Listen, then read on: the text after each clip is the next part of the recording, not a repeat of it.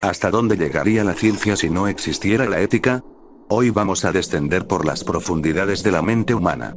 Desde experimentos médicos que parecen milagros, hasta proyectos secretos del gobierno diseñados para romper tu voluntad y reprogramar quién eres. Estás entrando al iceberg de los experimentos psicológicos, y te advierto, mientras más bajemos, más difícil será creer que esto realmente sucedió. Recuerda dejarme tu like y suscribirte a mi canal para no perderte los siguientes icebergs, por favor. Igual recuerda que te puedo mandar un saludo al final de mis vídeos si es de tu agrado. Sin más por agregar, comencemos con este muy oscuro iceberg.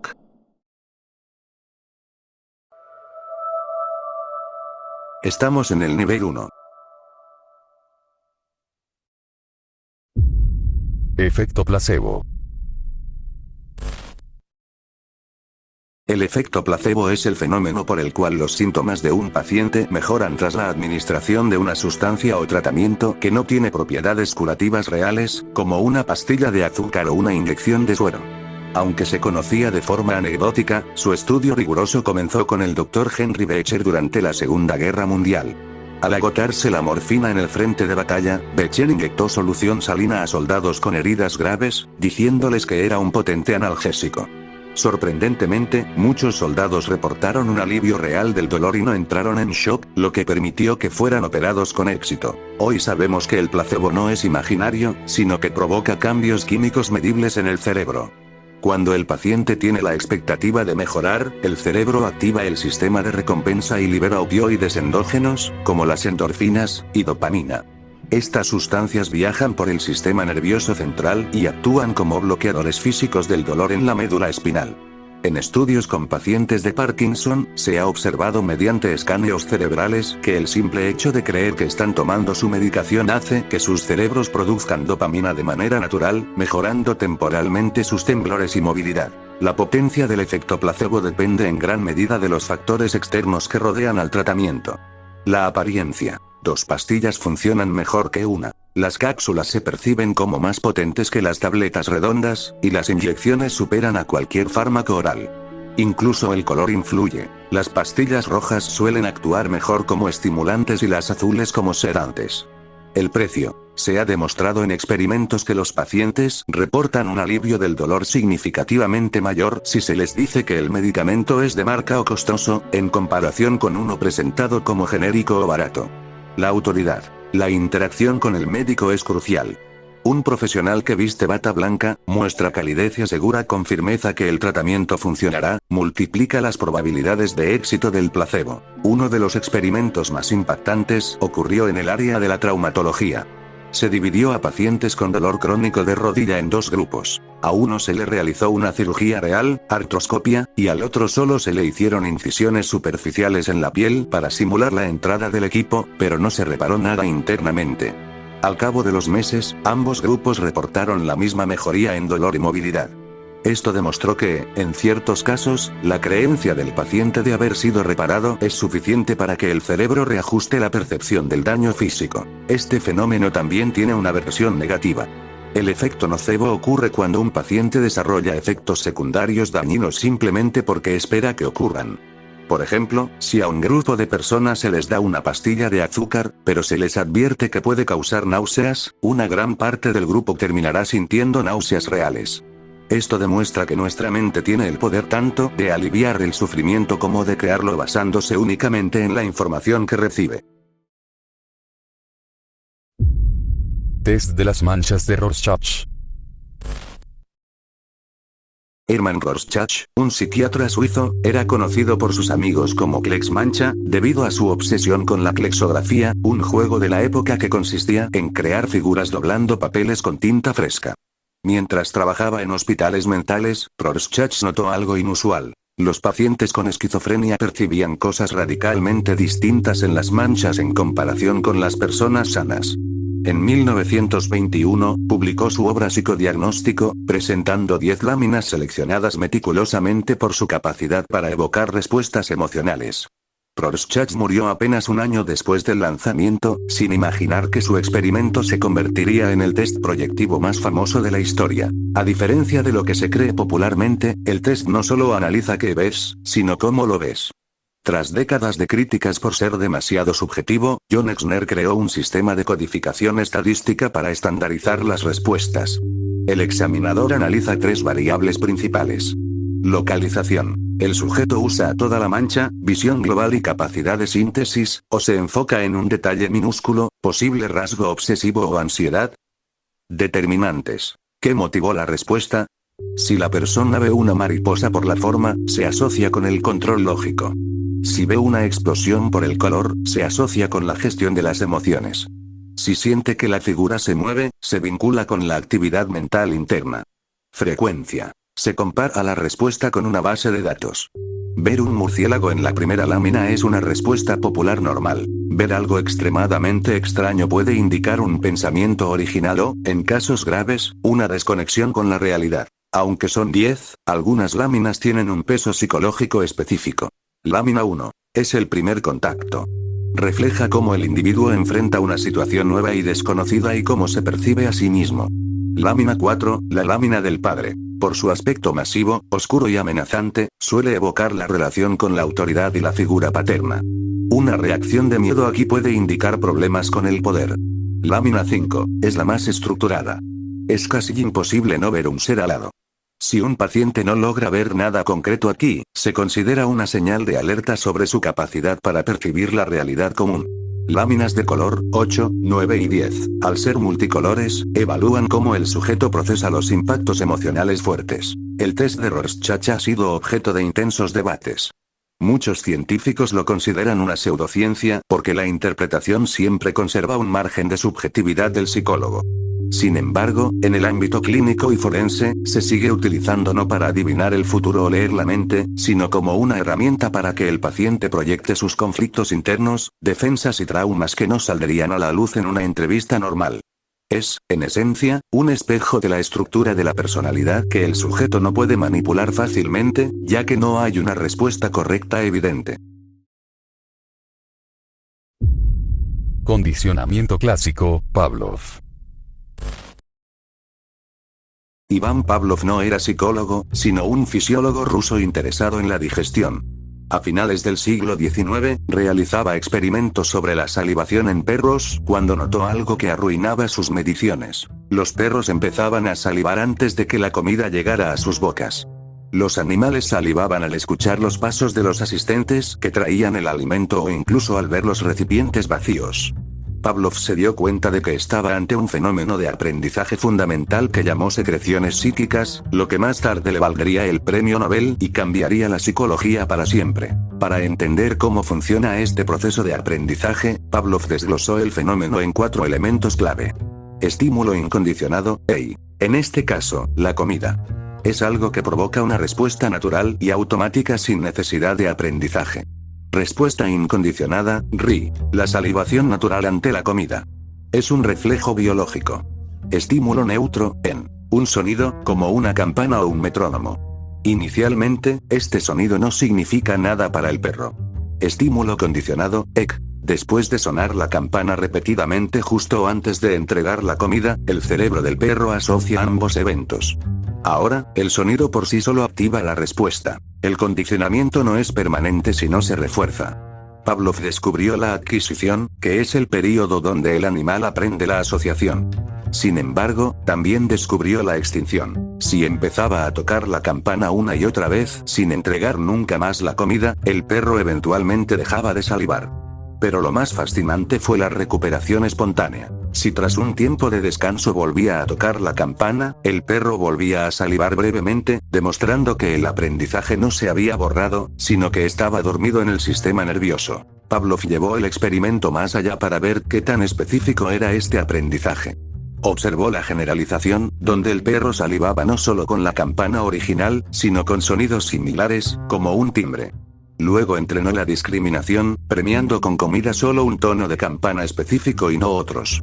Esto demostró que los organismos pueden aprender a diferenciar entre señales ambientales muy parecidas para ahorrar energía y reaccionar solo ante lo que es realmente relevante. Aunque empezó con perros, el condicionamiento clásico explica gran parte del comportamiento humano involuntario. Es la base de las fobias, asociar un lugar o animal con una experiencia traumática, de las adicciones, sentir ansiedad por consumir al ver un objeto o lugar asociado al consumo, y de la publicidad moderna. Las marcas no te venden solo un producto. Asocian su logo, estímulo neutro, con imágenes de felicidad, estatus o belleza, estímulos incondicionados, para que, con el tiempo, sientas una respuesta emocional positiva solo con ver la marca en el supermercado. Psicología del color en el marketing.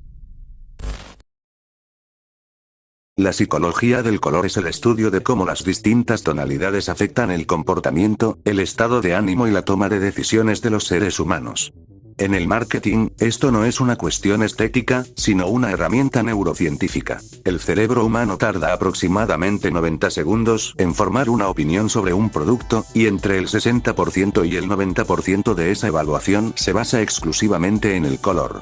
Las marcas utilizan este conocimiento para hackear nuestro sistema límbico, que es la parte del cerebro encargada de las emociones, antes incluso de que hayamos procesado el precio o las características del objeto. Cada color dispara una respuesta psicológica específica basada en asociaciones culturales y biológicas. Rojo, urgencia y apetito. Es el color más físico.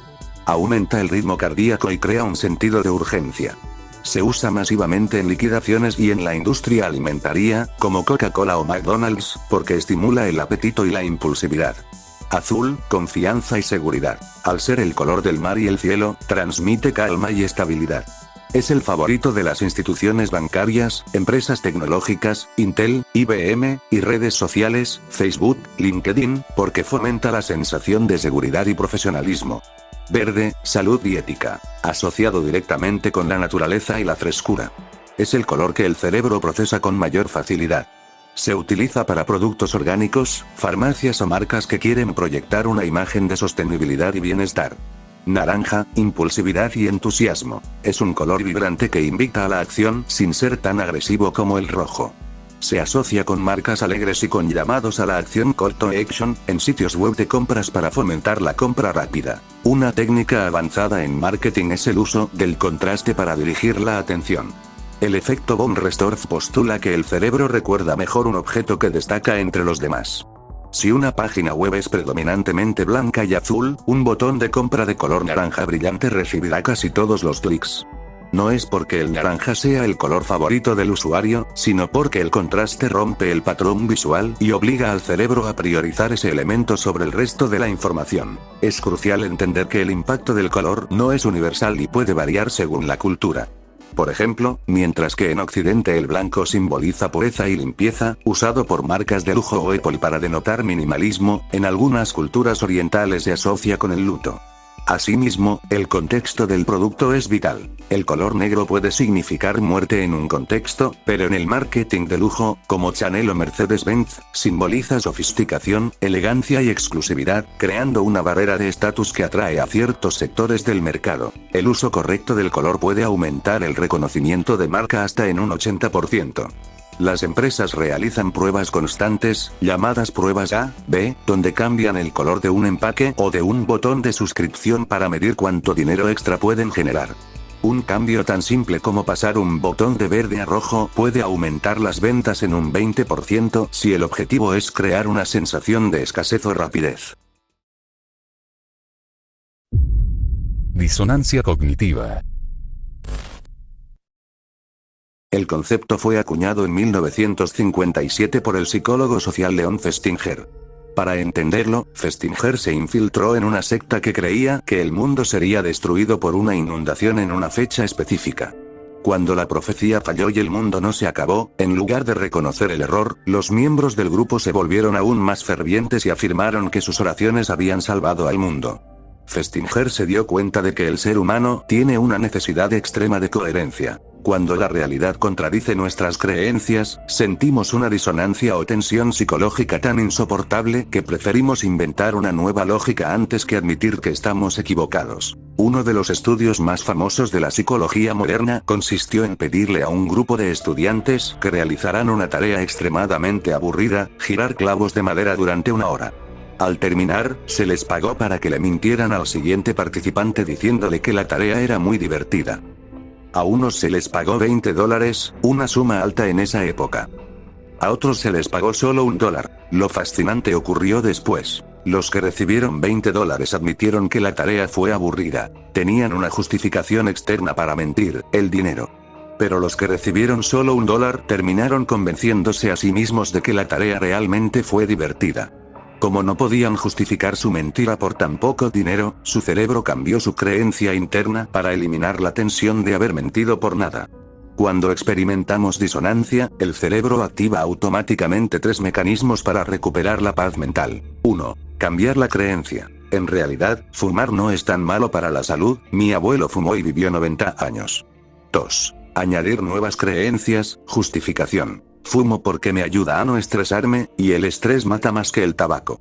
3. Ignorar o negar la información. Evitar leer estudios médicos o noticias que confirmen el daño que causa el hábito, protegiendo así nuestra imagen propia. Este fenómeno explica comportamientos humanos muy comunes pero irracionales.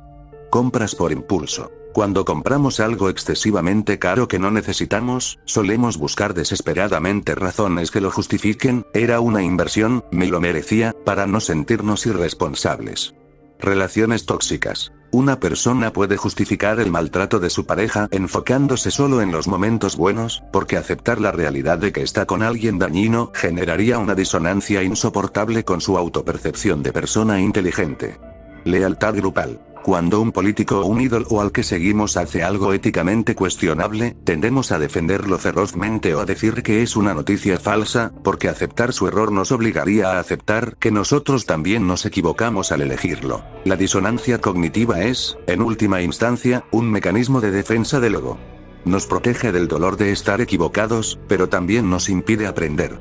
La madurez psicológica suele medirse por la capacidad de una persona para tolerar esa tensión, analizar sus propios errores y cambiar de opinión a pesar de la incomodidad inicial, en lugar de distorsionar la realidad para sentirse cómoda.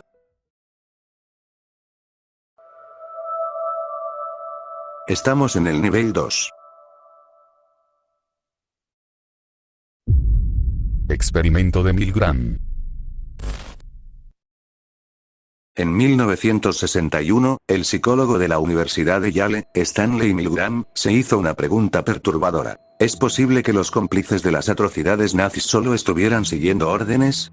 Milgram quería probar si los ciudadanos comunes serían capaces de infligir dolor a un extraño solo por obedecer a una autoridad. Para el experimento, reclutó a voluntarios a través de un anuncio en el periódico, diciéndoles que participarían en un estudio sobre la memoria y el aprendizaje. El experimento involucraba a 3 personas: el experimentador, la autoridad con bata blanca, el maestro, el voluntario real, y el aprendiz, un actor que fingía ser otro voluntario. El maestro debía leer una lista de palabras al aprendiz, quien estaba sentado en una silla eléctrica en otra habitación.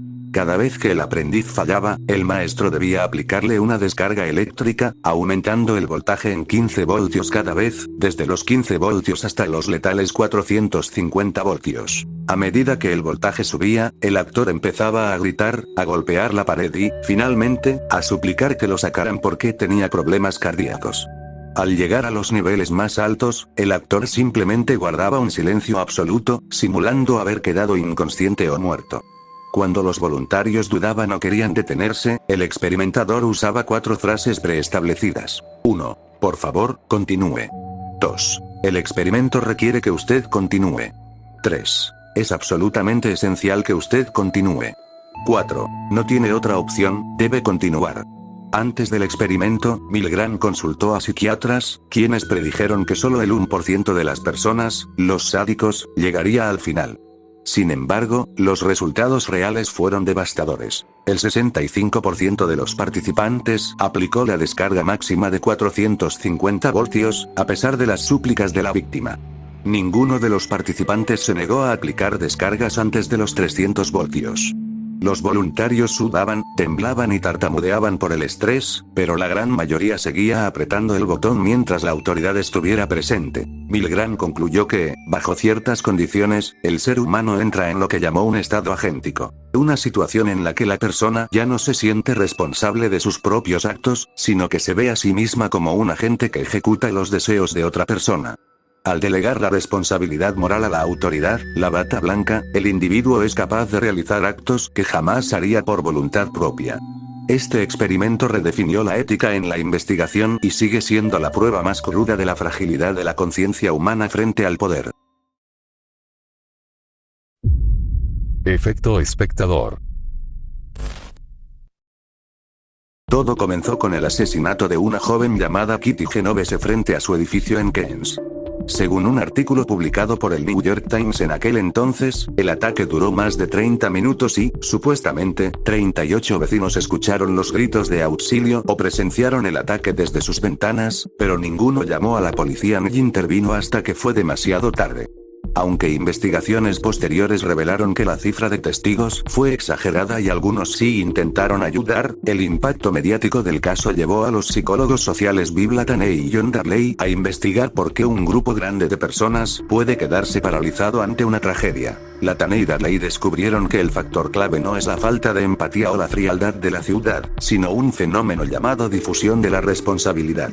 Cuando una persona es el único testigo de una emergencia, siente que el 100% de la responsabilidad de ayudar recae sobre ella. Sin embargo, cuando hay más personas presentes, esa responsabilidad se divide entre todos. El cerebro genera un pensamiento automático. Alguien más ya habrá llamado o seguro hay alguien más capacitado que yo para ayudar.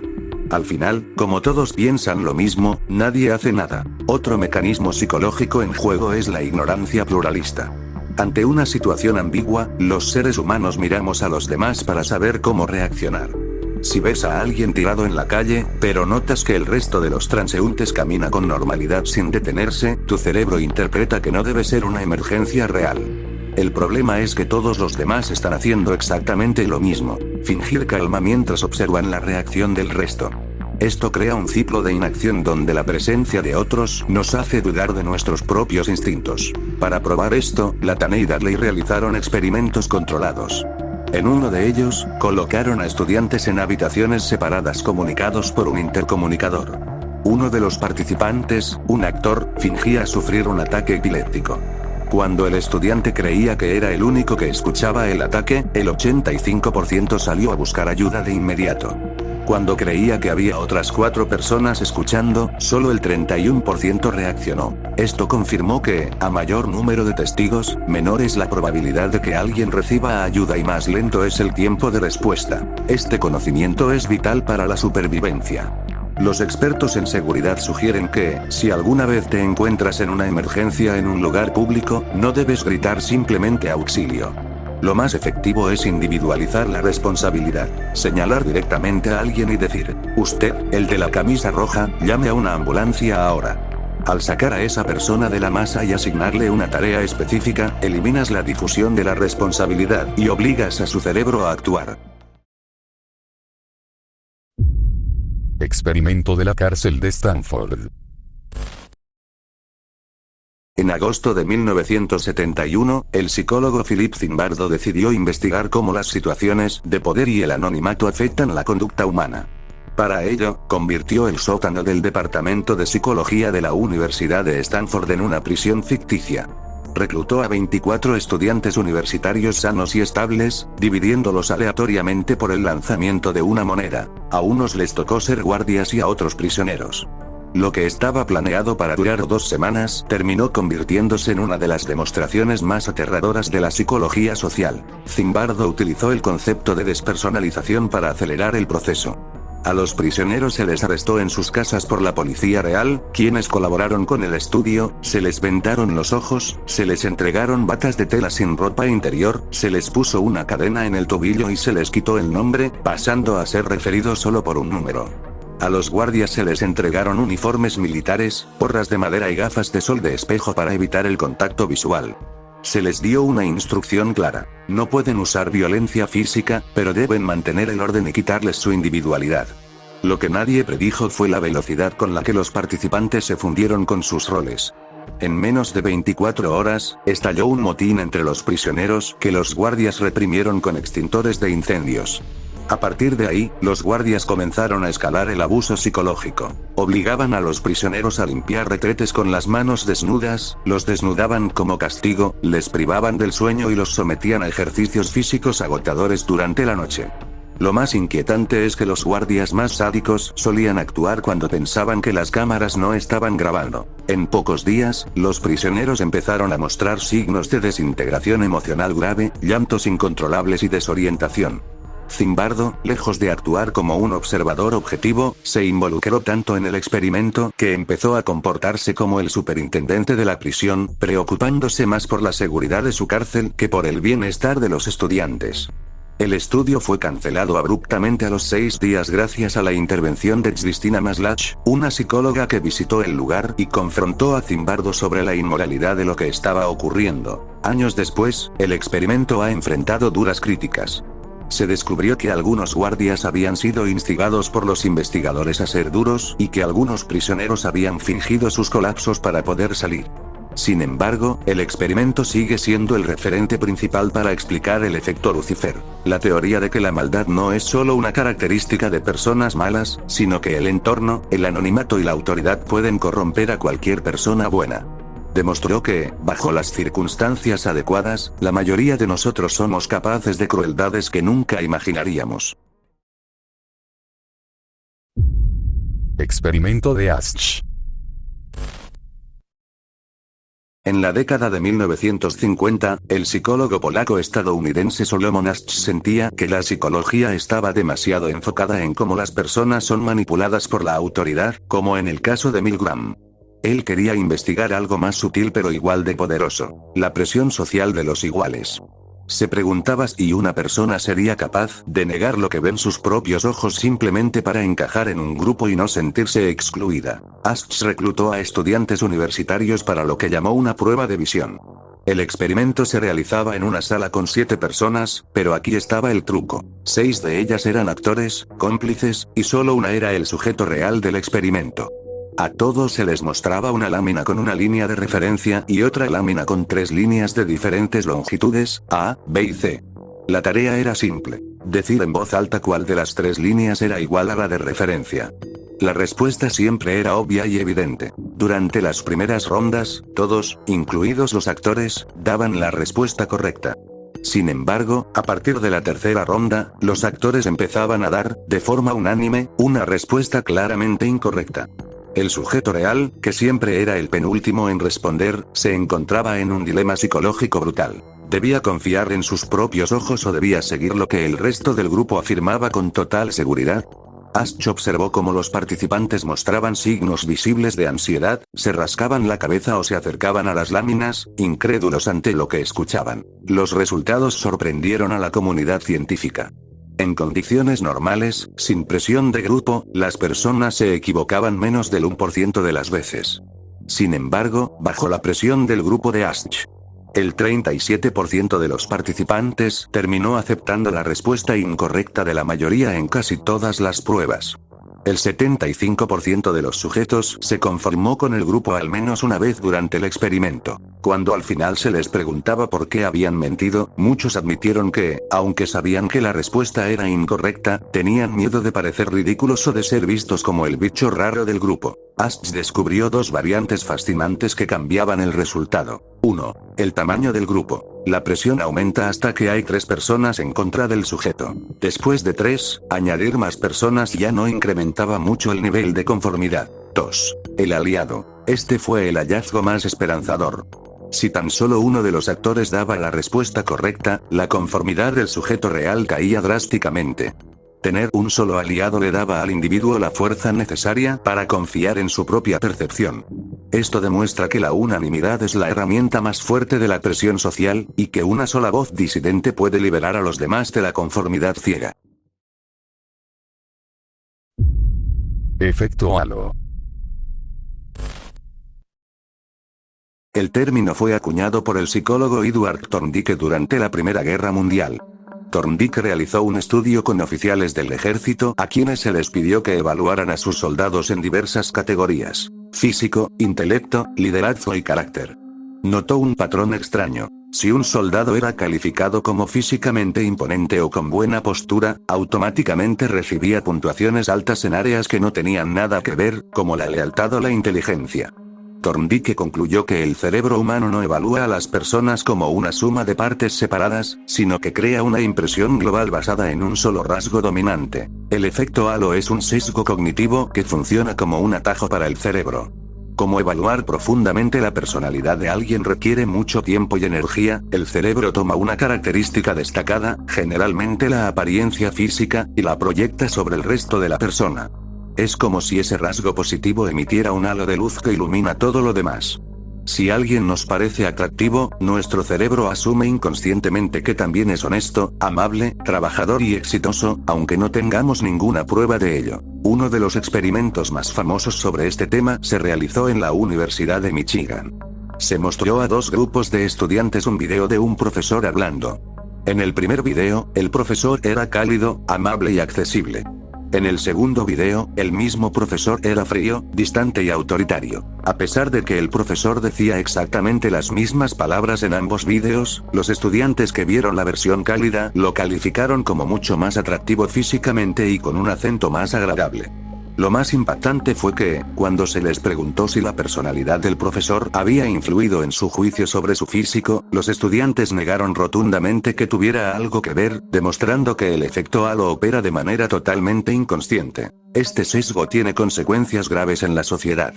Se ha documentado que, en el ámbito laboral, las personas consideradas atractivas suelen obtener empleos con mayor facilidad y reciben salarios hasta un 10% más altos que sus compañeros.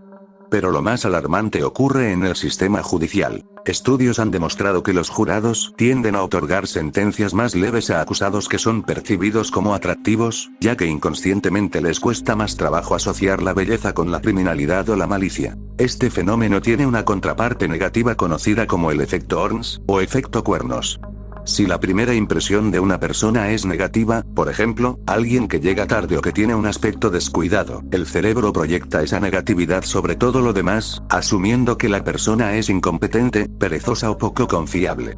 Al igual que el efecto halo, es un prejuicio que ciega nuestra objetividad y nos impide ver las capacidades reales de los individuos.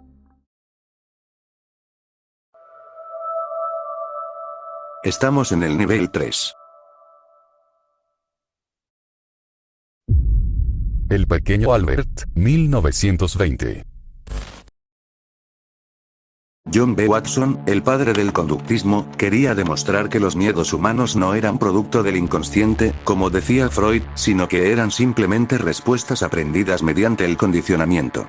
Para probarlo, decidió realizar un experimento con un bebé de apenas 9 meses, identificado como Albert B., quien era hijo de una nodriza en el hospital de la Universidad Johns Hopkins. Albert fue elegido específicamente por ser un niño extremadamente tranquilo, que casi nunca lloraba y que, al inicio, no mostraba miedo ante ningún animal. El experimento se dividió en varias fases. Primero, Watson le presentó a Albert diversos objetos y animales. Una rata blanca, un conejo, un perro, un mono y máscaras con y sin pelo. Albert no mostró miedo. Al contrario, intentaba tocar a la rata y jugar con ella. Sin embargo, en la fase de condicionamiento, cada vez que Albert intentaba tocar a la rata blanca, Watson o su asistente, Rosalie Rainer, golpeaban una barra de metal con un martillo justo detrás de la cabeza del bebé. El ruido era tan fuerte y estridente que el niño caía hacia adelante y comenzaba a llorar desconsoladamente por el susto. Después de repetir esta asociación solo 7 veces, ocurrió lo que Watson esperaba. La simple visión de la rata blanca, sin el ruido, provocaba que Albert entrara en pánico, gritara y tratara de alejarse gateando a toda velocidad. Pero el hallazgo más perturbador fue la generalización. El miedo de Albert ya no era solo a la rata blanca. Ahora sentía terror por cualquier cosa que fuera blanca o peluda. El bebé lloraba al ver un conejo, un perro de peluche, un abrigo de piel y, famosamente, incluso ante una máscara de Santa Claus con barba blanca. Watson había logrado fabricar una fobia compleja en un niño que antes era imperturbable. Lo que hace que este experimento sea un pilar del abismo ético es que Albert fue dado de alta del hospital antes de que Watson pudiera realizar un proceso de desensibilización para quitarle los miedos. El niño se fue al mundo con fobias inducidas artificialmente. Durante décadas, su identidad fue un misterio, hasta que investigaciones recientes sugirieron que Albert podría haber sido un niño llamado Douglas Merritt, quien murió a los 6 años por hidrocefalia. Otras investigaciones apuntan a un hombre llamado William Barger, quien vivió hasta la vejez, pero, curiosamente, fue conocido toda su vida por tener una aversión inexplicable hacia los perros y los animales pequeños. El experimento del pequeño Albert hoy sería totalmente ilegal, y es considerado una de las mayores violaciones éticas en la psicología. Demostró que las emociones humanas pueden ser manipuladas mediante el entorno, pero a un costo humano incalculable. Fue la prueba de que el condicionamiento clásico de Pavlov funcionaba perfectamente en humanos, sentando las bases de las terapias de conducta, pero también de técnicas de manipulación que hoy vemos en la propaganda y el marketing. Estudio de los monstruos, 1939. Este experimento fue llevado a cabo por el Dr. Wendell Johnson, un reconocido patólogo del habla de la Universidad de Iowa, quien irónicamente sufrió de tartamudez toda su vida. Johnson tenía la teoría de que la tartamudez no era un problema biológico o genético, sino un comportamiento aprendido provocado por la ansiedad y la presión de los padres. Para demostrar que se podía crear un tartamudo mediante la crítica, diseñó un estudio con 22 niños huérfanos de una institución en Davenport, Iowa. El nombre Estudio de los Monstruos se lo pusieron sus propios colegas años después, horrorizados al enterarse de que se habían usado niños sanos para intentar causarles un trastorno. Johnson asignó a una estudiante graduada, Mary Tudor, para realizar el trabajo de campo. Los niños fueron divididos en 2 grupos principales sin saber que estaban en un experimento. Grupo de refuerzo positivo. A estos niños se les elogió constantemente por su forma de hablar, diciéndoles que lo hacían de manera fluida y perfecta. Grupo de refuerzo negativo. Este grupo estaba compuesto por 10 niños. La mitad de ellos hablaba perfectamente bien antes de empezar. Tudor les dijo falsamente que estaban empezando a tartamudear y que debían dejar de hacerlo de inmediato. Se les sometió a sesiones de crítica constante. Nunca hables a menos que puedas hacerlo bien, mira cómo tartamudeas, tienes el mismo problema que esos niños que no pueden hablar. Aunque el experimento no logró convertir a los niños sanos en tartamudos clínicos, en el sentido biológico, los resultados psicológicos fueron catastróficos. Los niños del grupo negativo desarrollaron una ansiedad social extrema y un miedo paralizante a abrir la boca. Muchos de ellos empezaron a mostrar comportamientos de retraimiento. Se negaban a hablar en clase, se tapaban la boca con las manos y desarrollaron tics nerviosos. Una de las niñas, Mary Korlaske, quien hablaba perfectamente antes del estudio, empezó a tartamudear por la pura presión psicológica y nunca pudo recuperar su fluidez normal, abandonando la escuela años más tarde. Wendell Johnson, al darse cuenta del daño irreversible que había causado y temiendo que su reputación se viera manchada, especialmente en el contexto de la Segunda Guerra Mundial, donde los experimentos con humanos se asociaban a los nazis, decidió nunca publicar los resultados. El estudio permaneció oculto en los archivos de la universidad durante más de 60 años, hasta que en 2001 un periódico lo sacó a la luz. En 2007, 6 de los huérfanos, ya ancianos, demandaron al estado de Iowa por el tormento emocional que sufrieron toda su vida. El estado llegó a un acuerdo y les pagó $2 millones en compensación. El estudio de los monstruos es hoy un ejemplo fundamental de lo que nunca debe hacerse en ciencia. Demostró que, aunque no puedas crear un defecto físico mediante la palabra, sí puedes destruir la autoestima y la capacidad de comunicación de un niño de forma permanente. Fue un punto de inflexión que obligó a las instituciones a crear comités de ética estrictos para proteger a las poblaciones vulnerables, como los huérfanos, de científicos que priorizan sus teorías sobre el bienestar humano. La cueva de los ladrones. El psicólogo social Muzaffer Sherif quería entender cómo surge el prejuicio y la hostilidad entre grupos de personas que no se conocen. Para ello, organizó un campamento de verano en el Parque Estatal Roberts Cave, la Cueva de los Ladrones, en Oklahoma. Seleccionó a 22 niños de 11 años, todos de familias estables, con buen rendimiento escolar y sin antecedentes de mala conducta. Los niños no sabían que formaban parte de un estudio, creían que era un campamento común. Para el experimento, fueron divididos en 2 grupos de 11 y trasladados a áreas separadas del parque, manteniéndolos ocultos de la existencia del otro grupo durante la primera semana. Fase 1. Formación de identidad, los águilas vs. los cascabeles. Durante los primeros días, cada grupo desarrolló su propia jerarquía y cultura interna. Realizaron actividades de equipo como senderismo o natación. Al final de la semana, cada bando eligió un nombre: los águilas y los cascabeles. Empezaron a marcar su territorio y a desarrollar un fuerte sentido de pertenencia. Fue en este punto cuando los investigadores les informaron que había otro grupo en el campamento. Inmediatamente, la reacción de los niños fue de rechazo. Empezaron a referirse a los otros como intrusos que estaban invadiendo su parque. Fase 2. Fricción y hostilidad abierta. Sheriff introdujo una serie de competencias por premios, trofeos, navajas, medallas, donde solo uno podía ganar. La hostilidad escaló a una velocidad alarmante. Lo que empezaron como insultos verbales se convirtió en actos de agresión física. Los águilas quemaron la bandera de los cascabeles, y estos respondieron asaltando la cabaña de los águilas, volteando camas y robando sus pertenencias. Los niños desarrollaron estereotipos negativos profundos. Veían a su propio grupo como valiente y justo, y al otro como sucio, tramposo y malvado. La tensión llegó a tal punto que los investigadores tuvieron que intervenir físicamente para evitar peleas graves. Fase 3. Integración y metas superordinadas. Tras demostrar lo fácil que es crear odio, Sheriff intentó revertirlo. Primero probó con contacto simple cenar juntos o ver películas, pero esto solo generaba más peleas. Entonces, introdujo metas superordinadas. Problemas que afectaban a todos y que requerían la colaboración de ambos bandos para resolverse. Por ejemplo, sabotearon el suministro de agua del campamento y los 22 niños tuvieron que trabajar juntos todo el día para encontrar la avería.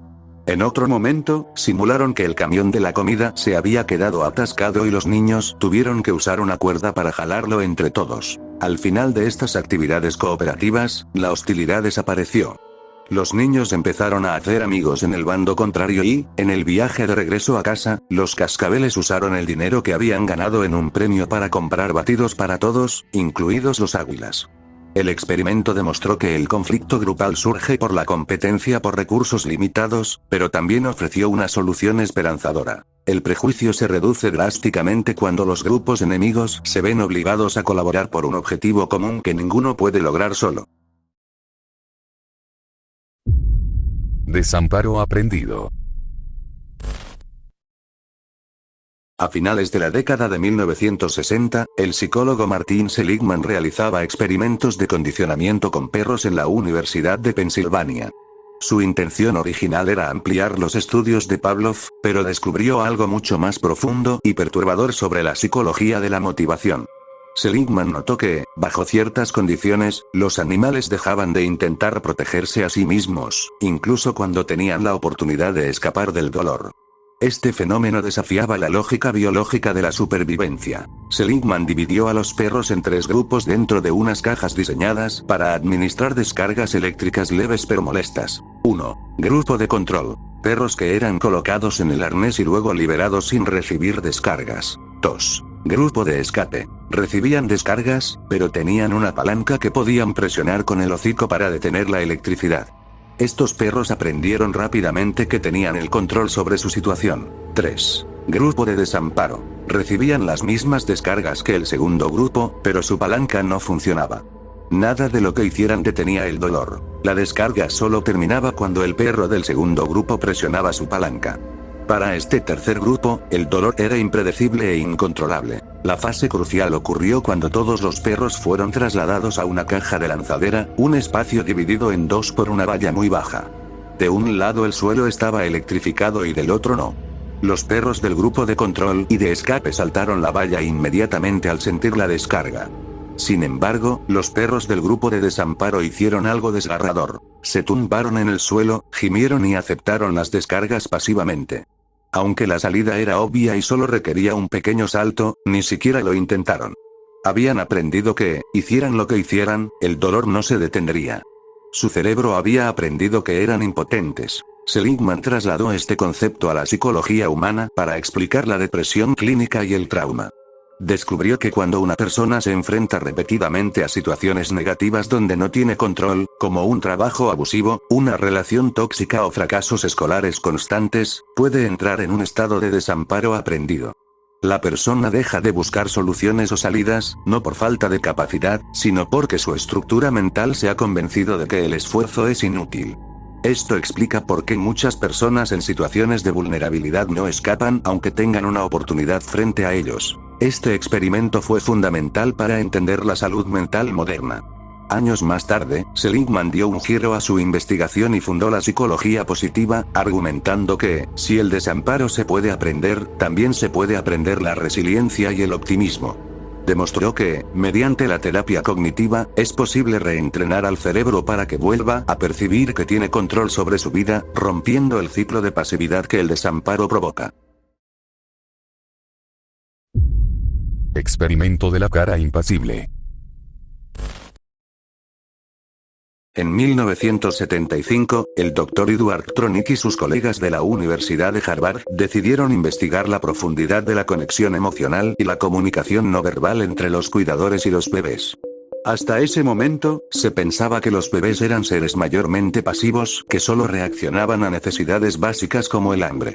Tronick sospechaba que, desde muy temprana edad, los bebés son socios activos en una compleja danza de interacción social y que dependen de la respuesta emocional de los adultos para regular su propio estado interno. El estudio es engañosamente simple pero profundamente impactante.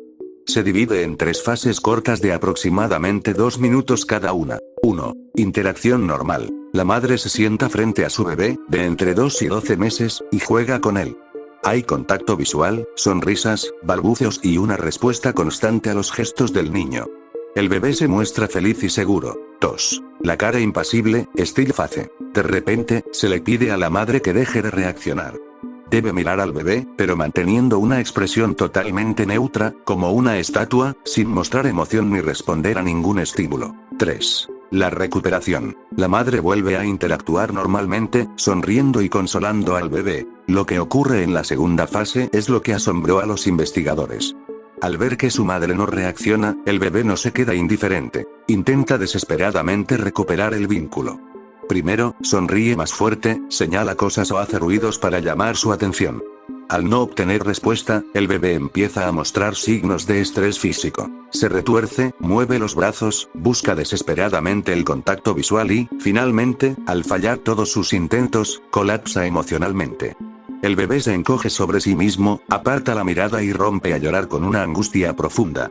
En solo 2 minutos, el niño pasa de la alegría a una sensación de abandono y desesperanza. Un hallazgo clave del experimento es la fase de recuperación. Cuando la madre vuelve a sonreír y a hablarle, el bebé tarda un momento en confiar, pero luego recupera rápidamente su estado de bienestar. Tronick demostró que lo importante para un desarrollo saludable no es ser un padre perfecto que nunca se distrae, sino la capacidad de reparar el vínculo después de un momento de desconexión. El problema real surge cuando esa cara impasible no dura 2 minutos, sino que es el estado constante del cuidador debido a una depresión profunda, adicciones o negligencia. Este experimento cambió para siempre la forma en que entendemos la salud mental infantil. Demostró que la indiferencia emocional puede ser tan dañina o incluso más que el maltrato activo, ya que priva al cerebro del bebé de los estímulos necesarios para aprender a regular sus emociones. Es la base para entender el apego y subraya que el reconocimiento y la validación de las emociones por parte de los demás es una necesidad biológica fundamental desde el primer día de vida. Estamos en el nivel 4.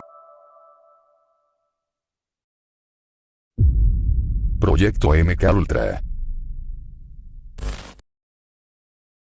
A principios de los años 50, en plena Guerra Fría, la CIA estaba convencida de que la Unión Soviética, China y Corea del Norte habían desarrollado técnicas de lavado de cerebro para extraer información de prisioneros de guerra estadounidenses.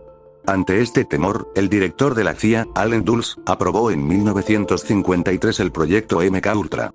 Bajo la dirección del químico Sidney Gottlieb, el objetivo era simple pero aterrador: encontrar una forma de romper la mente humana para borrar la memoria, implantar nuevas personalidades y forzar confesiones mediante el control mental. El proyecto fue una operación paraguas que abarcó más de 150 subproyectos realizados en universidades, hospitales y prisiones, a menudo sin que las instituciones supieran el propósito real.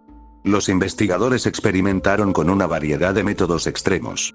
Drogas psicotrópicas. El uso de LSD fue el pilar central. Se administraba a agentes de la CIA, militares, pacientes psiquiátricos y ciudadanos comunes para observar sus reacciones ante la desorientación total. privación sensorial y tortura. Se sometía a los sujetos a aislamiento extremo durante días o semanas, privándolos de luz y sonido para despojar al individuo de su sentido de la realidad. Electrochoques e hipnosis. Se utilizaban descargas eléctricas de alta intensidad para inducir amnesia, seguidas de sesiones de hipnosis para intentar reprogramar el comportamiento del sujeto. Uno de los aspectos más oscuros fue que muchos experimentos se realizaron sobre ciudadanos que no tenían idea de lo que estaba ocurriendo. Bajo la operación Clímax de Medianoche, la CIA instaló casas seguras en San Francisco y Nueva York, donde prostitutas contratadas atraían a hombres para administrarles LSD subrepticiamente mientras los agentes observaban detrás de espejos bidireccionales. El caso más famoso fue el de Frank Olson, un científico del ejército a quien Gottlieb le suministró LSD en una bebida sin previo aviso. Días después, Olson cayó, o fue empujado, desde la ventana de un 10º piso en un hotel de Nueva York, un evento que la CIA encubrió como suicidio durante décadas. En 1973, ante el pánico causado por el escándalo del Watergate y el aumento de la supervisión gubernamental, el entonces director de la CIA, Richard Helms, ordenó detener MKUltra y destruir todos los archivos y registros relacionados con el proyecto. Esta orden borró la mayoría de los detalles sobre los miles de participantes y las atrocidades cometidas. Sin embargo, en 1977, una solicitud de la Ley de Libertad de Información, FOIA, sacó a la luz una caja de documentos financieros que habían sobrevivido al fuego, lo que desencadenó las famosas audiencias del Comité Church en el Senado. MKUltra dejó una cicatriz imborrable en la confianza pública hacia el gobierno. Aunque la CIA afirmó que el proyecto nunca logró un control mental efectivo, las secuelas en las víctimas fueron reales. Muchos sufrieron daños psicológicos permanentes y colapsos mentales. El proyecto no solo inspiró innumerables obras de ficción, como Stranger Things o The Manchurian Candidate, sino que demostró hasta dónde está dispuesta a llegar una agencia de inteligencia bajo la excusa de la seguridad nacional, cruzando todas las fronteras éticas y legales imaginables. Operación Clímax de Medianoche.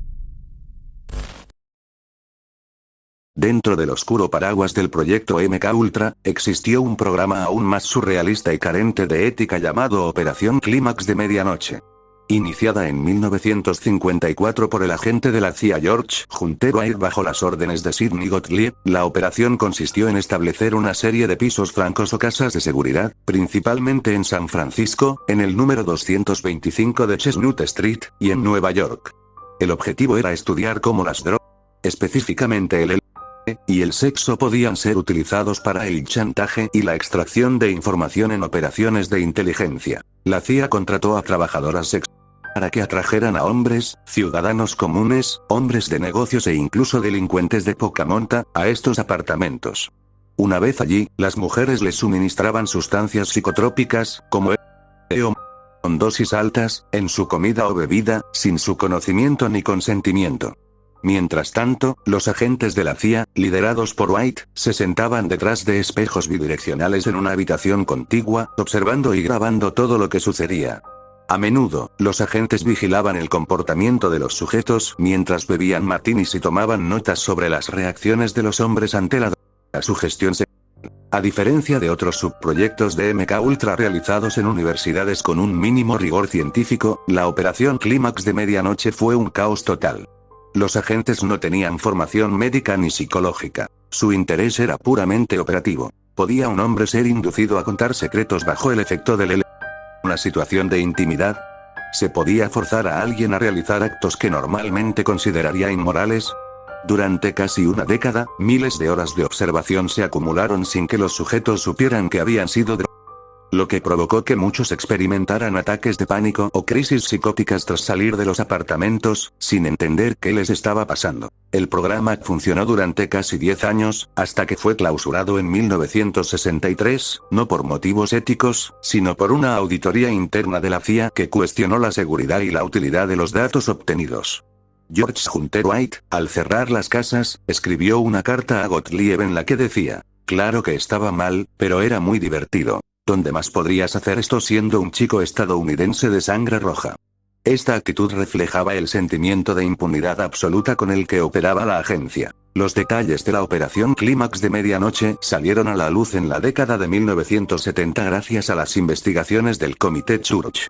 El público estadounidense quedó horrorizado al descubrir que su propio gobierno había financiado burdeles y ciudadanos inocentes solo para ver qué pasaba. Este caso sigue siendo uno de los ejemplos más citados de abuso de poder gubernamental y la total ausencia de supervisión moral en el nombre de la seguridad nacional durante la Guerra Fría. Proyecto Artichoke. Antes de que existiera MK Ultra, la CIA lanzó en 1951 el Proyecto Artichoke. Su nombre clave, Alcachofa, derivaba de un apodo que se le daba a la mafia de Nueva York, pero sus objetivos eran mucho más oscuros que el crimen organizado. El proyecto nació de una pregunta específica formulada en un memorándum de la CIA de 1952. ¿Podemos llegar a controlar a una persona hasta el punto de que cumpla nuestras órdenes contra su voluntad, e incluso contra las leyes fundamentales de la naturaleza, como la autopreservación? En esencia, investigaban si era posible crear un candidato de Manchuria o un asesino programado. A diferencia de sus predecesores, Artichoke no se limitaba a buscar un suero de la verdad para interrogatorios. El equipo de Sidney Gottlieb exploró la combinación agresiva de varias técnicas para anular la voluntad humana. Hipnosis forzada. Intentaban inducir estados hipnóticos profundos en sujetos reacios para ver si podían implantar sugerencias posthipnóticas, órdenes que se ejecutan después de despertar sin que el sujeto recuerde por qué. Cócteles químicos. Experimentaron con una mezcla de sustancias, incluyendo LSD, heroína, cocaína, marihuana y mescalina. El objetivo era llevar al sujeto a un estado de desorientación tal que su identidad se fragmentara. Privación y shock. Se utilizaban técnicas de abstinencia forzada en adictos o el uso de electroshocks para limpiar la mente del individuo antes de intentar reprogramarla. Los experimentos de Artichoke se llevaron a cabo con una falta de ética aterradora. La CIA utilizó a prisioneros de guerra, desertores extranjeros y personas consideradas sujetos desechables en instalaciones secretas en el extranjero, fuera de la jurisdicción de Estados Unidos. Un caso documentado involucró a 2 agentes mujeres a las que se les indujo un estado hipnótico tan profundo que una de ellas asesinó a su compañera, usando una pistola de juguete, siguiendo una orden hipnótica, y al despertar no recordaba absolutamente nada de lo sucedido. Lo que más preocupaba a los investigadores era la capacidad de forzar a alguien a cometer un atentado o un asesinato político y que, tras el acto, el perpetrador no supiera quién lo había enviado o incluso olvidara el crimen por completo. Se estudió la posibilidad de crear personalidades múltiples artificiales mediante el trauma, donde una personalidad alter fuera la encargada de realizar misiones de espionaje o sabotaje, mientras que la personalidad principal permanecía inocente y ajena a todo. El proyecto Artichoke fue absorbido finalmente por MK Ultra en 1953, pero dejó el camino pavimentado para las atrocidades que vendrían después. Aunque la CIA concluyó oficialmente que era improductible crear un asesino hipnótico 100% confiable debido a la resistencia natural de la mente humana, las técnicas de interrogatorio coercitivo y la desestabilización psicológica que se perfeccionaron durante este proyecto se siguieron utilizando en manuales de inteligencia durante décadas. Artichoke permanece como el primer intento serio de una potencia moderna por convertir el cerebro humano en un arma biológica bajo control estatal. Experimentos de radiación en humanos. Tras el éxito del Proyecto Manhattan y el inicio de la Guerra Fría, las superpotencias, Estados Unidos y la URSS, se dieron cuenta de que sabían muy poco sobre el impacto real de la radiación en el cuerpo vivo a largo plazo. Bajo un secretismo absoluto y la excusa de la defensa nacional, ambas naciones convirtieron a sus propios ciudadanos en laboratorios vivientes.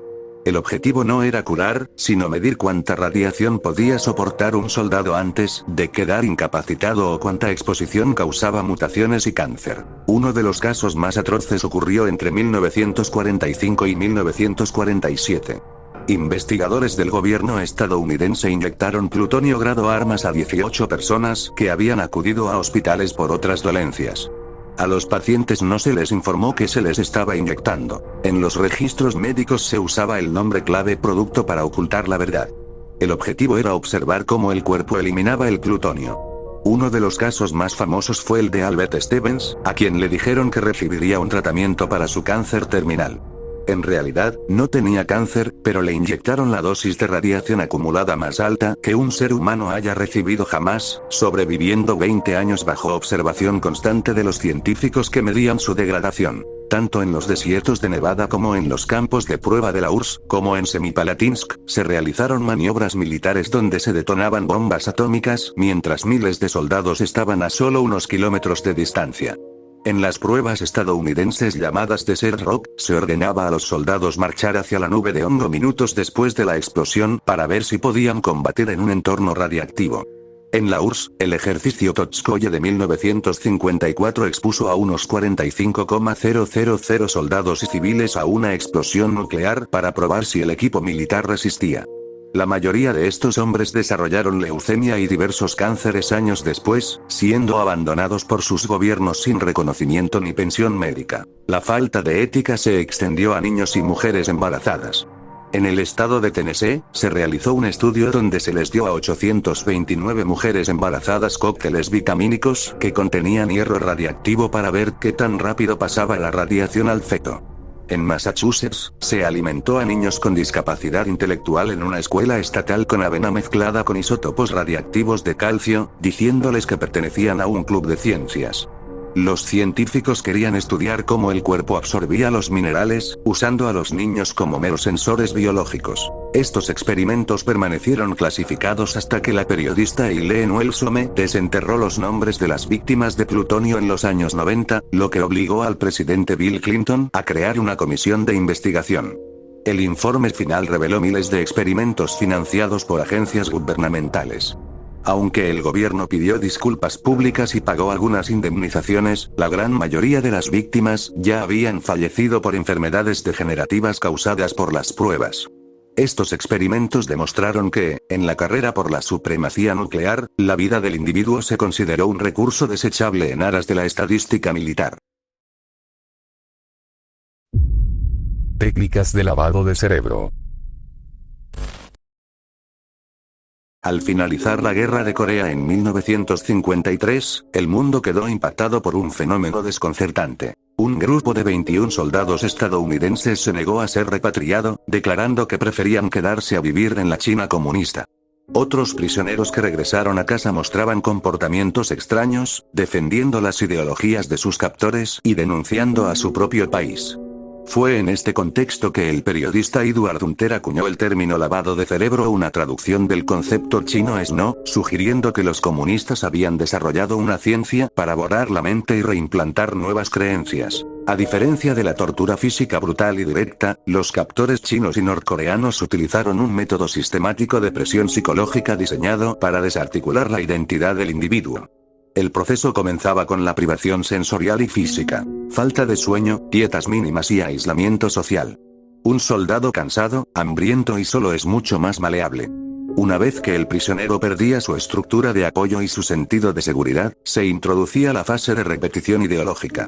Los soldados eran obligados a asistir a clases de adoctrinamiento diarias de 10 a 12 horas, donde se les leían manifiestos constantemente. Uno de los pilares más efectivos era obligar a los prisioneros a escribir. Primero, se les pedía que escribieran declaraciones leves, casi inofensivas, como Estados Unidos no es perfecto. Una vez que el soldado cedía en ese pequeño punto, la presión aumentaba. Debían escribir críticas más profundas hacia el capitalismo o sus superiores. Al ver sus propias palabras escritas, los soldados experimentaban una disonancia cognitiva brutal. Su comportamiento, escribir críticas, no encajaba con su identidad de soldados leales. Para aliviar esa tensión interna, su cerebro comenzaba a convencerse de que lo que habían escrito debía tener algo de verdad. Los captores también fomentaban la desconfianza entre los propios prisioneros. Premiaban a quienes delataban pequeñas infracciones de sus compañeros con cigarrillos o raciones extra de comida. Esto rompía la cohesión del grupo. Al no poder confiar en el hombre de al lado, el prisionero se sentía completamente solo y vulnerable, lo que lo empujaba a buscar la aprobación de la única figura de autoridad disponible, el captor. No se buscaba que el soldado amara el comunismo, sino que sintiera que su antigua vida ya no tenía sentido y que la única forma de sobrevivir era aceptando la nueva realidad. Años después, estudios realizados por psiquiatras como Robert Hay Lifton demostraron que el lavado de cerebro no era una magia hipnótica ni una droga secreta, sino una aplicación extrema de presión social y reforma del pensamiento. Aunque la mayoría de los soldados recuperaron sus creencias originales al regresar a un entorno libre, el experimento involuntario de la Guerra de Corea demostró que, bajo condiciones de aislamiento total y repetición incesante, la voluntad humana puede ser doblada. Este miedo fue lo que impulsó a la CIA a crear programas como MK Ultra para intentar replicar o defenderse de estas técnicas.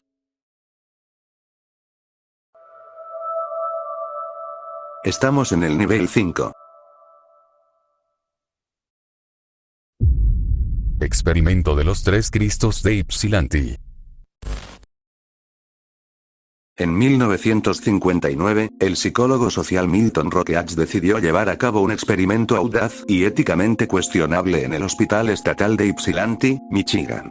Rokeach estaba fascinado por la naturaleza de las creencias y quería saber qué sucedería si enfrentaba a una persona que sostenía una identidad falsa con la prueba irrefutable de que no era única.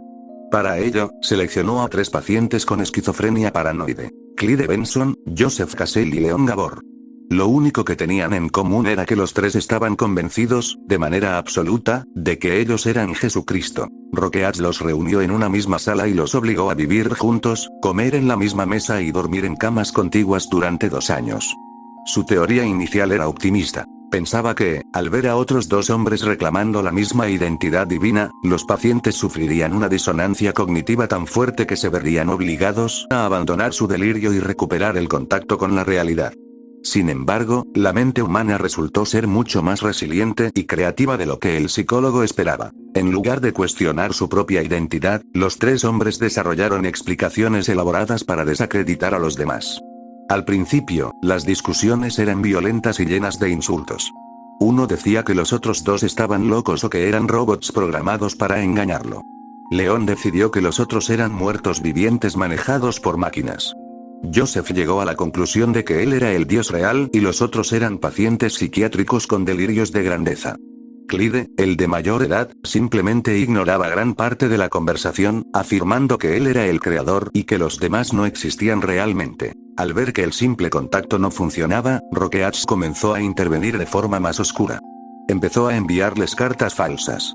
A León, por ejemplo, le enviaba cartas supuestamente escritas por el Yeti o por una mujer imaginaria de la que León estaba enamorado, dándole órdenes y consejos para ver si podía manipular su comportamiento a través de su delirio. Esta manipulación no solo falló en curarlos, sino que aumentó la angustia y la confusión de los pacientes, llevándolos a estados de agitación emocional profunda. Después de 2 años, el experimento terminó en un fracaso total desde el punto de vista clínico. Ninguno de los 3 hombres se curó. El único cambio fue que aprendieron a convivir sin pelear tanto, simplemente ignorando la existencia de los otros Cristos. Años más tarde, en la reedición de su libro en 1984, Milton Rokeach pidió disculpas públicas. Admitió que el experimento fue inhumano y que él mismo había mostrado signos de arrogancia al jugar a ser Dios con la vida de 3 personas vulnerables. Concluyó que, aunque no logró curar a los pacientes, ellos le enseñaron algo a él: que nadie tiene derecho a deshacer la estructura de identidad de otra persona, incluso si esa identidad es un delirio. Participación de Ted Kaczynski en Harvard. En 1958, Ted Kaczynski era un estudiante brillante pero emocionalmente frágil que había entrado a Harvard con solo 16 años. Fue seleccionado para un estudio de 3 años por el Dr. Henry Murray, un psicólogo que durante la Segunda Guerra Mundial había ayudado a la inteligencia estadounidense a desarrollar perfiles psicológicos de líderes enemigos y métodos de interrogatorio. El estudio, financiado indirectamente por la CIA, no buscaba ayudar a los estudiantes, sino medir cómo reaccionaba una persona bajo un estrés psicológico extremo y una humillación total. El experimento comenzó de forma inofensiva. Murray le pidió a Kaczynski y a otros 21 estudiantes que redactaran un ensayo detallado sobre sus creencias personales, sus ideales de vida y su filosofía más profunda. Lo que los jóvenes no sabían era que Murray entregó esos ensayos a un equipo de abogados y polemistas expertos. El objetivo era usar los sentimientos más íntimos de los estudiantes como armas para atacarlos en la siguiente fase. Kaczynski fue llevado a una sala con luces intensas y cámaras, donde lo conectaron a electrodos para medir su ritmo cardíaco, su respiración y su sudoración. Frente a él, un interrogador comenzó a leer su ensayo, pero no para debatirlo, sino para ridiculizarlo brutalmente. Durante horas, Kaczynski fue sometido a ataques verbales cargados de desprecio, donde se le decía que sus ideas eran estúpidas, que su personalidad era patética y que su existencia no tenía valor. Murray observaba detrás de un espejo bidireccional, deleitándose con la frustración y la rabia que Ted intentaba contener. Ted Kaczynski fue sometido a este proceso durante unas 200 horas a lo largo de 3 años. Mientras otros estudiantes lograban procesar la agresión, las grabaciones muestran que Kaczynski reaccionaba con una furia fría y contenida. Su pulso se disparaba, pero se quedaba rígido en la silla. Muchos historiadores creen que este experimento fue el punto de quiebre. Fue aquí donde Ted aprendió a odiar a las instituciones, a la tecnología de control y a los psicólogos, a quienes empezó a ver como manipuladores del comportamiento humano. Años después de graduarse, Kaczynski abandonó su exitosa carrera como profesor de matemáticas en Berkeley y se mudó a una cabaña en las montañas de Montana. Desde allí, comenzó su campaña de terror enviando bombas por correo, enfocándose precisamente en universidades y centros tecnológicos. Su famoso manifiesto, La sociedad industrial y su futuro, refleja un rechazo absoluto a la domesticación del ser humano por parte de la ciencia, una idea que nació directamente de las cenizas de su experiencia en los sótanos de Harvard bajo la supervisión de Henry Murray. Experimentos de aislamiento de Harry Harlow. En la década de 1950, la psicología dominante sugería que el vínculo entre una madre y su hijo se basaba únicamente en la alimentación. El bebé amaba a la madre porque ella satisfacía su necesidad de comida. El psicólogo Harry Harlow, de la Universidad de Wisconsin, sospechaba que el afecto y el contacto físico eran necesidades biológicas mucho más profundas. Para probarlo, diseñó una serie de experimentos con crías de monos rhesus, una especie con un desarrollo social y emocional muy similar al de los humanos. En uno de sus estudios más famosos, Harlow separó a las crías de sus madres biológicas al nacer y las colocó en jaulas con 2 madres sustitutas artificiales. La madre de alambre, una estructura fría hecha de malla metálica que tenía un biberón con leche. La madre de felpa, una estructura similar, pero recubierta de goma espuma y tela suave, que no ofrecía comida, pero era agradable al tacto. Los resultados fueron contundentes. Las crías pasaban casi 18 horas al día abrazadas a la madre de tela, y solo se acercaban a la madre de alambre el tiempo estrictamente necesario para alimentarse. Ante un estímulo aterrador, como un robot ruidoso, los monos no corrían hacia la comida, sino que buscaban refugio y consuelo en la madre suave. Harlow llamó a esto consuelo de contacto. Harlow llevó sus experimentos a un nivel mucho más oscuro para estudiar la depresión y el aislamiento social. Creó un dispositivo que él mismo llamó el pozo de la desesperación, una cámara de metal en forma de pirámide invertida donde los monos eran colocados en aislamiento absoluto, sin ver a otros seres vivos, durante meses o incluso años. Los animales pasaban la mayor parte del tiempo acurrucados en un rincón, meciéndose de adelante hacia atrás. Al ser liberados, los monos estaban emocionalmente destruidos. No sabían interactuar, huían de otros monos y muchos simplemente se dejaban morir al dejar de comer. Lo más perturbador ocurrió cuando Harlow intentó que estos monos aislados se reprodujeran. Las hembras que habían crecido sin afecto no sabían cómo cuidar a sus crías. En muchos casos, las ignoraban por completo, las golpeaban o incluso llegaban a matarlas aplastándoles la cabeza contra el suelo. Esto demostró que el instinto maternal no es algo puramente innato, sino que requiere de haber recibido afecto y cuidado previo para desarrollarse correctamente. Los experimentos de Harlow son una paradoja en la historia de la ciencia. Por un lado, fueron fundamentales para humanizar el cuidado infantil. Gracias a él, se entendió la importancia del contacto piel con piel en hospitales y se reformaron los orfanatos en todo el mundo. Por otro lado, la crueldad extrema de sus métodos con los primates fue tan notoria que ayudó a impulsar el nacimiento del movimiento de liberación animal. Harlow sabía que estaba causando un sufrimiento inimaginable, pero justificaba su trabajo afirmando que sus resultados eran la única forma de salvar a millones de niños humanos del abandono emocional. Caso David Reimer. En 1966, en Canadá, un bebé de 7 meses llamado Bruce Reimer fue sometido a una circuncisión de rutina. Debido a un fallo en el equipo de cauterización, el procedimiento salió terriblemente mal y Bruce perdió su órgano genital por completo. Sus padres, desesperados, buscaron ayuda y contactaron al Dr. John Money, un psicólogo y sexólogo de la Universidad Johns Hopkins, que era pionero en el estudio de la identidad de género. Money vio en esta tragedia la oportunidad perfecta para demostrar su teoría de la neutralidad de género. La idea de que los seres humanos nacen sin una identidad masculina o femenina definida y que el género es algo puramente aprendido a través de la crianza. Por recomendación de Money, los padres de Bruce tomaron una decisión radical. Lo castraron quirúrgicamente, le administraron estrógenos y lo renombraron como Brenda. El Dr. Money instruyó a los padres para que nunca le revelaran la verdad y lo criaran estrictamente como una niña, vistiéndolo con vestidos y fomentando juegos tradicionalmente femeninos. Durante años, Money publicó artículos científicos aclamando el éxito del caso, afirmando que Brenda se estaba desarrollando como una niña feliz y normal, lo que revolucionó los protocolos médicos para bebés intersexuales en todo el mundo. Sin embargo, la realidad dentro del hogar de los Reimer era un calvario. Brenda nunca encajó en su rol impuesto. Sufría un rechazo visceral hacia la ropa femenina, prefería jugar con los juguetes de su hermano gemelo, Brian, y sufría un acoso constante en la escuela por su apariencia y comportamiento masculino. A nivel psicológico, Brenda se sentía profundamente confundida y deprimida. Mientras tanto, el Dr. Money seguía forzando el experimento, sometiendo a Brenda y a su hermano a sesiones de terapia inquietantes donde los obligaba a realizar actos de naturaleza sexual para reforzar sus roles de género, lo que dejó traumas profundos en ambos niños. A los 14 años, tras varios intentos de suicidio, el padre de Brenda finalmente le contó la verdad. En ese momento, Brenda sintió un alivio inmenso al entender por qué nunca se había sentido como una mujer. Inmediatamente decidió recuperar su identidad masculina, cambió su nombre a David, se sometió a cirugías de reconstrucción y comenzó un tratamiento de testosterona. Eventualmente se casó y se convirtió en padrastro de 3 niños, intentando llevar una vida normal lejos de los laboratorios. La historia no tuvo un final feliz. El trauma de años de abuso y experimentación fue demasiado pesado.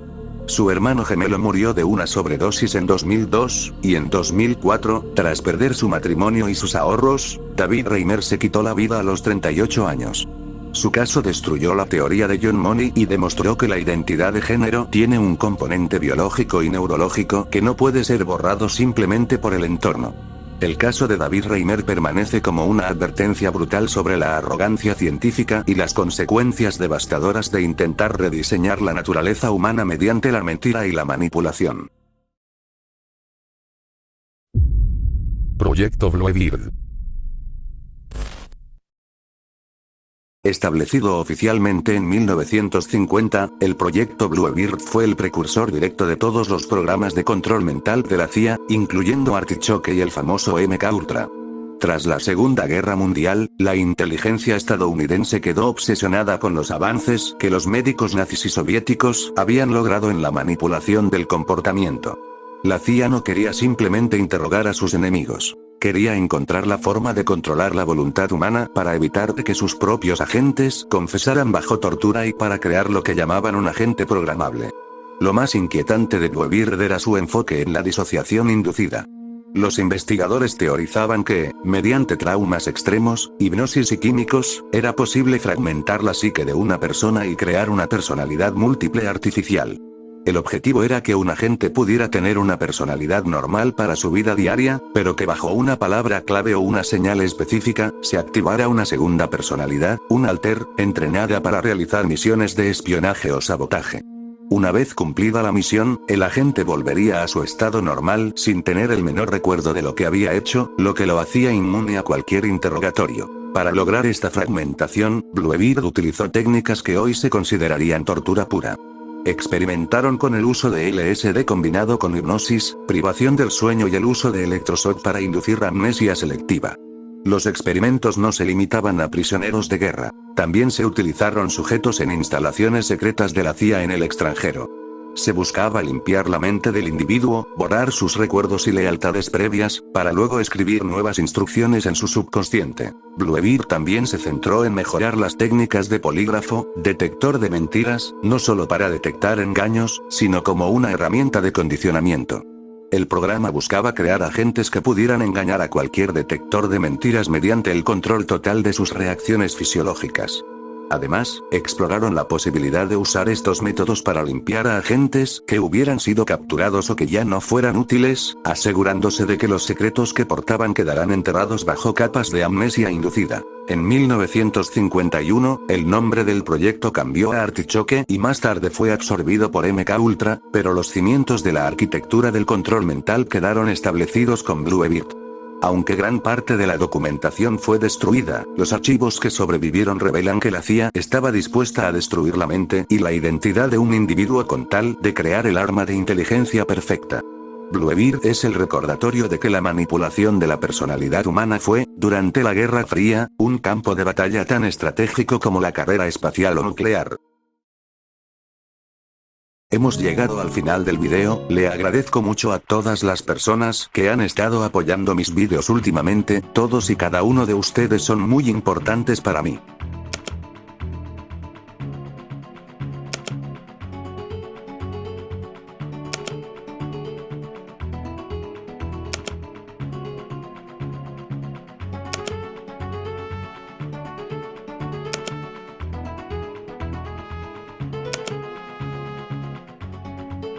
Recuerden dejar su like, comentar qué otros experimentos turbios de psicología conocen, compartir el video con algún amigo o conocido suyo y suscribirse a mi canal, por favor. Hasta pronto, cuídense mucho.